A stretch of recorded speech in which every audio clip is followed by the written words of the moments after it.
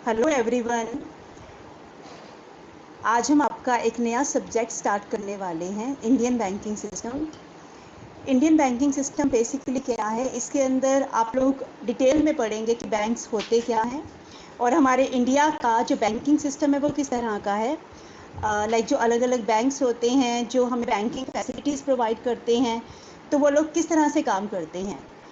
RBI है, regional rural banks हैं, कई तरह के बैंक्स के बारे में आपको इस सब्जेक्ट के अंदर नॉलेज मिलेगी। तो सबसे पहले मैं आपको बैंकिंग का मीनिंग बताऊंगी कि बैंकिंग होता क्या है। बैंकिंग के अंदर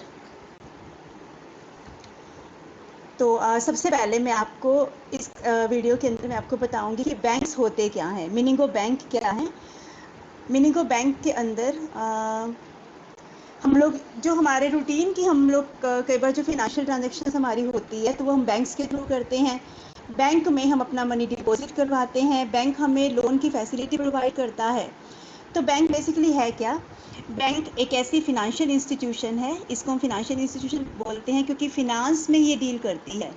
और बैंक करते क्या हैं, ये हमारे डिपॉजिट को एक्सेप्ट करते हैं।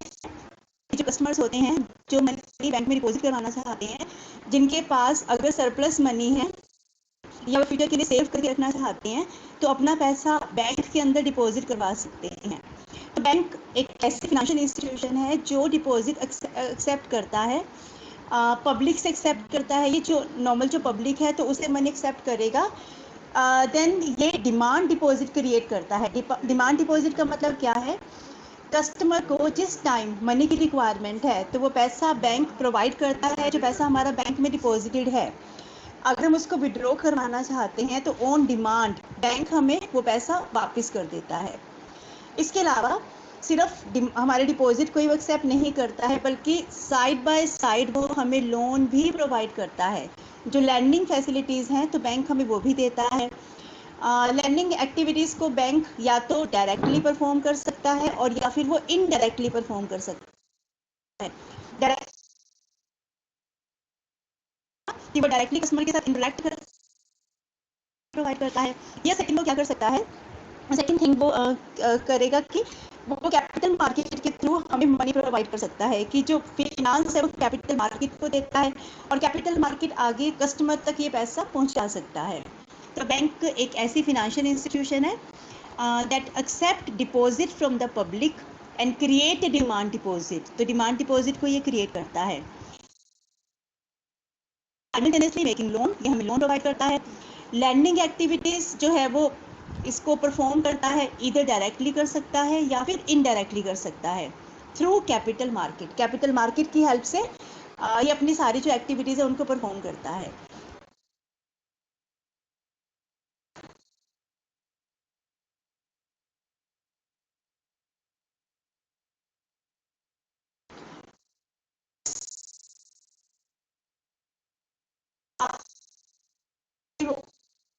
जो उन लोगों को सर्विस प्रोवाइड करना चाहती हैं करती हैं जो या तो मनी बोरो करना चाहते हैं और या फिर मनी अपना कहीं ना कहीं इन्वेस्ट करना चाहते हैं।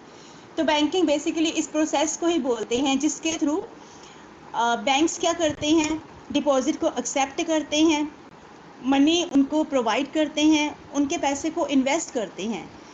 तो बैंकिंग के अंदर हम इसको इंक्लूड करेंगे कि एक ऐसी सर्विस इंडस्ट्री है providing services to those who want to lend borrow और इन्वेस्ट। या तो वो मनी बोरो करना चाहते हैं और या फिर कहीं ना कहीं अपने जो सरप्लस अमाउंट उनके पास अवेलेबल है उनको कहीं ना कहीं वो इन्वेस्ट करना चाहते हैं। तो वो बैंकिंग से की हेल्प से करना पॉसिबल होता है।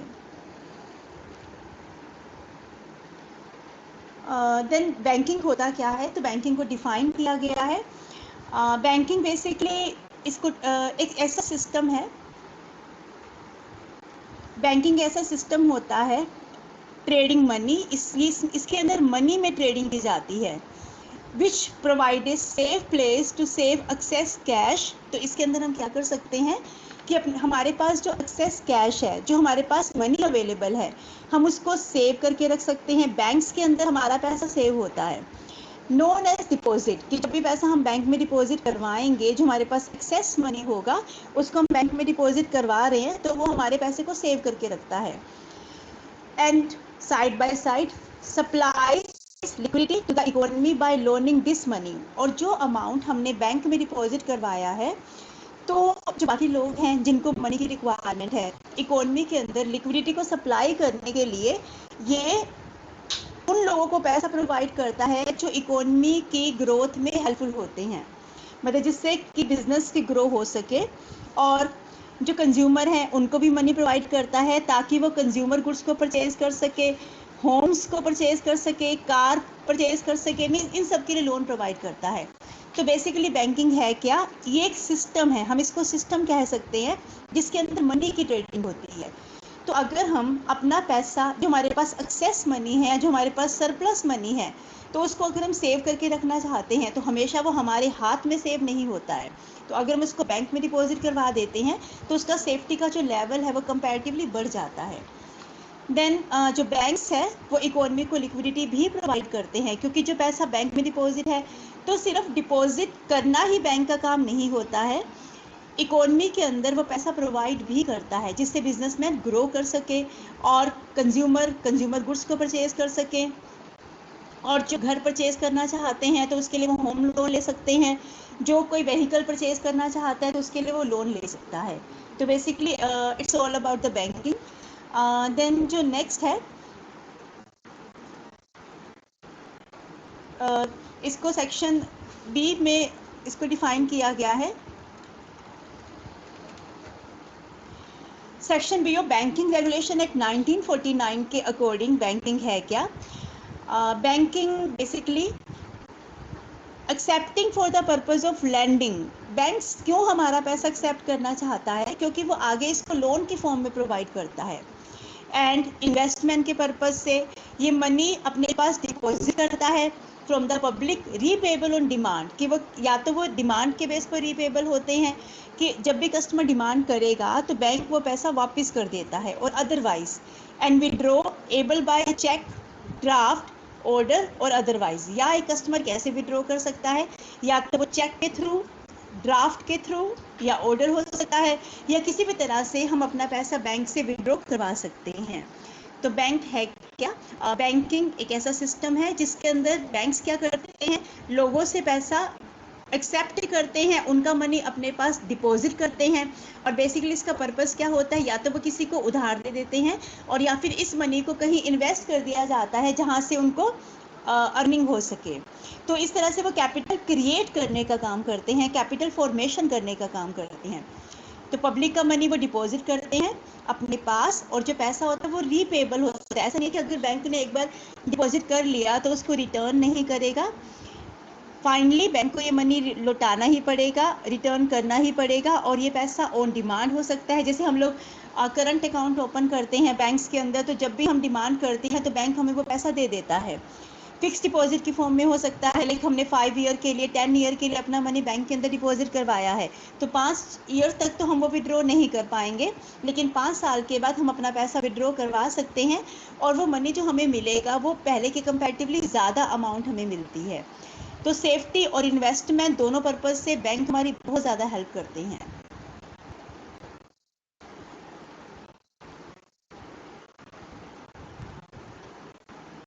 देन इसके बाद जो नेक्स्ट टॉपिक है इसके अंदर हम पढ़ेंगे कि बैंकिंग इन इंडिया, इसकी हिस्ट्री क्या है, इंडिया के अंदर बैंकिंग कब स्टार्ट हुआ। तो इसको ही एक्सप्लेन किया गया है इस टॉपिक के अंदर। तो history of banking in India को 2 पार्ट में डिवाइड किया गया। पहला जो पार्ट है इसमें बताया गया है कि प्री इंडिपेंडेंस पीरियड में, बिफोर 1947, 1947 से पहले इंडिया में बैंकिंग की सिचुएशन क्या थी। इसके बाद जो सेकेंड पार्ट है इसका, that is post independence period, कि इंडिपेंडेंट जब हमने हमारी इंडिपेंडेंस की पीरियड के बाद हमारी जो बैंकिंग सिचुएशन है वो क्या थी। तो इसको भी फर्दर आगे कैटेगराइज किया गया है। सबसे पहला जो टाइम ड्यूरेशन है वो है प्री नेशनलाइजेशन पीरियड, कि बैंक्स का नेशनलाइजेशन होने से पहले किस तरह की कंडीशन थी। इसके बाद जब नेशनलाइजेशन स्टार्ट हुआ 1969 से 1991, तो उस टाइम पर हमारा जो बैंकिंग का था, किस कौन कौन से बैंक्स थे, तो उनकी स्टार्टिंग कब हुई, उनका एंड कब हुआ, तो ये सब इस पार्ट के अंदर हम लोग पढ़ेंगे। देन इसके बाद जो लास्ट है वो है लिबरलाइजेशन पीरियड 1991। हम लोग जानते हैं कि 1991 में एक न्यू इकोनॉमिक पॉलिसी आई थी, जिसके अंदर हम LPG पढ़ते हैं, लिबरलाइजेशन, प्राइवेटाइजेशन एंड ग्लोबलाइजेशन। तो इस पॉलिसी के आने के बाद बहुत सारे रिफॉर्म्स आए थे। इन रिफॉर्म्स की वजह से बैंकिंग में भी बहुत ज़्यादा इम्प्रूवमेंट्स हुए थे। जो बैंकिंग पूरा एक स्ट्रक्चर था, जो एक सिस्टम था। तो हम 2 पार्ट में इसको पढ़ेंगे, प्री इंडिपेंडेंस पीरियड और पोस्ट इंडिपेंडेंट पीरियड। देन इसके बाद जो नेक्स्ट है उसमें है कि इंडियन बैंकिंग सिस्टम के फेजेस क्या हैं, जो अभी मैंने ऊपर वाली स्लाइड में आपको बताया है। तो ये उसी से रिलेट करता है। इंडियन बैंकिंग सिस्टम का जो एडवांसमेंट हुई है, इसकी जो डेवलपमेंट हुई है, तो इसको 3 फेजेस के अंदर डिवाइड किया गया है। पहला जो फेज़ है वो फेज़ है प्री इंडिपेंडेंस फेज़। ये बिफोर 1947 था, इंडिया के इंडिपेंडेंट होने से पहले। जो सेकंड फेज़ था वो 1947 में स्टार्ट हुआ और ये 1991 तक कंटिन्यू रहा। थर्ड फेज़ 1991 से स्टार्ट हुआ और आज तक टिल नाउ, तो वो उसी फेज़ को हम लोग उसी फेज़ में हैं। 1991 में न्यू इकोनॉमिक पॉलिसी आई थी। 47 से पहले हमारा जो टाइम ड्यूरेशन था वो हम इंडिपेंडेंट नहीं थे। तो इसको 3 फेजेस में डिवाइड किया गया है। तो जो इसका सबसे पहला वाला फेज़ है that is pre independence phase. Pre independence phase before 1947 है। इसके अंदर इसमें ये है कि जो हमारा बैंकिंग सिस्टम है इंडिया में स्टार्ट कब से हुआ था। इंडिया के अंदर बैंकिंग सिस्टम की जो कमेंसमेंट हुई थी, इसकी जो कमेंसमेंट हुई थी इंडिया में, वो बैंक ऑफ हिंदुस्तान इसके स्टार्ट होने के बाद हुई थी। ये कोलकाता में था, कोलकाता में इसकी स्टार्टिंग हुई थी और इसका जो स्टार्टिंग हुई थी वो 1770 में हुई थी। इसको जो सेटअप किया गया था वो 1770 में सेटअप इसका हुआ था और ये बैंक 1832 तक वर्किंग में था। 1832 के बाद ये बैंक बंद हो गया था। तो सबसे पहला जो बैंक था इंडिया के अंदर वो बैंक ऑफ हिंदुस्तान था। 1770 से स्टार्ट हुआ और इसका जो टाइम ड्यूरेशन है 1770 से लेकर 1832 तक का है। इसके बाद बहुत सारे ऐसे बैंक्स थे जो बैंक ऑफ हिंदुस्तान के बाद आए, लेकिन वो काफ़ी टाइम तक कंटिन्यू नहीं रह पाए थे, मतलब सक्सेसफुल नहीं हुए थे। Like general bank of India था, ये 1786 में स्टार्ट हुआ और 1791 में इसका ये ख़त्म हो गया था। और कमर्शियल बैंक था, 1881 में स्टार्ट हुआ और ये 1958 में ये ख़त्म हो चुका था। तो इसको फर्स्ट कमर्शियल बैंक भी बोला जाता है। जो ओल्ड कमर्शियल बैंक था इसको हम इंडिया का फर्स्ट कमर्शियल बैंक भी बोलते हैं। लेकिन अगर हम कुछ ऐसे बैंक्स हैं जो आज की डेट में भी वो कंटिन्यूटी में वो लोग चले हैं, मतलब सक्सेसफुली उन्होंने अपने ऑपरेशंस को पूरा किया है।